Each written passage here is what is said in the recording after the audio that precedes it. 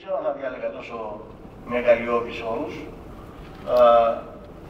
Εγώ εκείνο που ξέρω και το πιστεύω βαθιά και το επικοινωνώ στους πολίτες πάντα και με τη σημερινή ευκαιρία της συνάντησής μας αυτής, είναι ότι υπάρχει κυβέρνηση με ξεκάθαρο σχέδιο, με συγκροτημένο πρόγραμμα, δείγματα από την εφαρμογή του οποίου θετικά έχουν ήδη φανεί.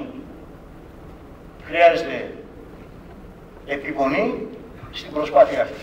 Βεβαίως, ένα πρόσθετο στοιχείο είναι ότι βρεθήκαμε και βρισκόμαστε ακόμα στη δίνη μιας δύσκολης διεθνούς συγκυρίας, αλλά με συγκροτημένη πολιτική, με συγκεκριμένες επιλογές τις οποίες κάνουμε, ευελπιστούμε ότι αυτή η κρίση και δεν θα διαρκέσει επί μακρόν, αλλά και θα έχουμε τις λιγότερες δυνατές συνέπειες. Άρα, με αυτές τις πολιτικές επιλογές προδιαγράφεται ένα καλύτερο μέλλον για όλους.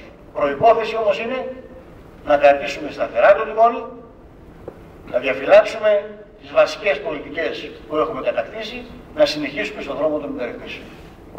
60 δημοσιογράφοι έλαβαν το λόγο στη σημερινή συζήτηση, συνέντευξη. Σας ευχαριστώ πολύ για τη συμμετοχή. Και εμείς ρωτήσαμε, κύριε Ρουσόπουλε, αλλά μας αγνοήσατε.